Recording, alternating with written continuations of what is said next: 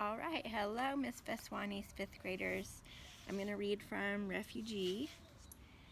This is from the perspective of Joseph off the American coast, 1939, 21 days from home. Miami, they weren't even a day out of Havana, and already the St. Louis was passing the American city. It was so close you could see it from the ship without binoculars. Joseph and Ruthie hung over the rails like everyone else, pointing out hotels and houses and parks. Joseph saw highways and white square office buildings, skyscrapers, and hundreds of little boats at harbor. Why couldn't they just pull into Miami and dock there? Why wouldn't the United States just let them in? There was so much land that did not have buildings on it.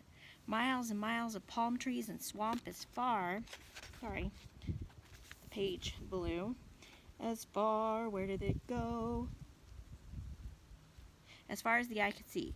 Joseph would take it. He would live there. He would live anywhere so long as it was away from the Nazis. An airplane circled the ship, its propeller buzzing like a hornet. Newspaper photographers, one of the other passengers, guessed out loud.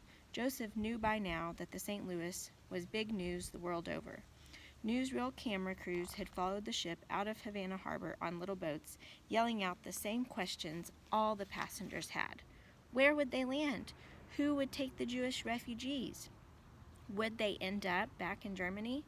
That afternoon, a U.S. Coast Guard cutter cruised alongside the St. Louis, its officers watching them through binoculars.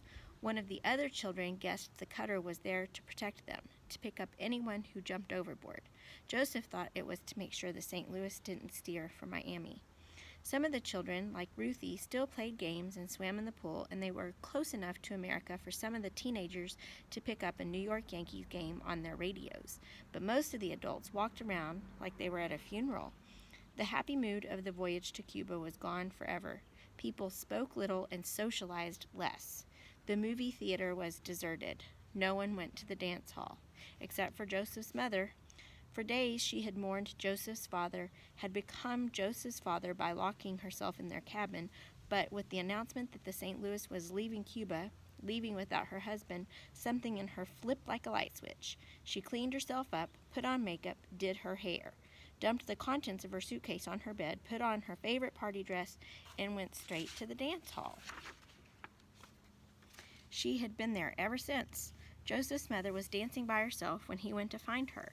A paper moon and stars still hung from the ceiling, decorations left over from the party when they all thought they would be leaving the ship for Cuba. Joseph's mother saw him in the doorway and hurried over to him. She pulled Joseph with her onto the dance floor. "Dance with me, Joseph," she said.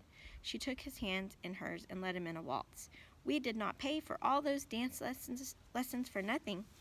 The dance lessons had been a lifetime ago, back before Hitler, back when his parents thought Joseph would be going to dances as a teenager, not running from the Nazis.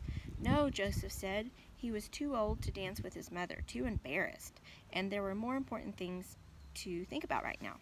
"What's going on, Mama? Why are you doing this? It's like you're happy that Papa's gone." She twirled in his arms. "Did I ever tell you why you're named Joseph?" she asked. No. "You're named after my older brother." "I didn't know you had a brother." Joseph's mother danced like her life depended on it. "Joseph died in the Great War, my brother, Joseph, at the Battle of the Somme in France." Joseph did not know what to say. His mother had never talked about her brother before. His uncle, he realized. He would have had an uncle. "You can live life as a ghost, waiting for death to come, or you can dance," she told him. "Do you understand?" "No," said Joseph. The song ended, and Joseph's mother took his face in both her hands. "You look just like him, you know," she said. Joseph did not know what to say. "I'm sorry for the interruption," the band leader said, "but I have just been told there will be a special announcement in the A-Deck Social Hall." Joseph's mother pouted because the music had stopped, but Joseph knew it was worse than that. He couldn't have said why, but he was sure, deep down in the pit of his stomach, that this would be bad news. The worst. His mother took his hand and squeezed it. "Come on," she said with a smile. The social hall was already full when they got there. In the front of the room, under the giant portrait of Adolf Hitler, stood a committee of passengers who had been working with the captain on a solution to their problem. From the looks on their faces, they had not come up with one. When the head of the committee spoke, he confirmed all of Joseph's worst fears. The United States has refused us. We are heading back to Europe. The outburst was instantaneous. Cries, gasps, tears. Joseph cursed. The first time he had ever cursed in front of his mother. She didn't react at all, and it made Joseph feel both a little ashamed and a little bolder at the same time. "You mean we're going back to Germany?" someone yelled. "Not necessarily," a committee member said, "but we must stay calm." Calm, Joseph thought. Was the man insane?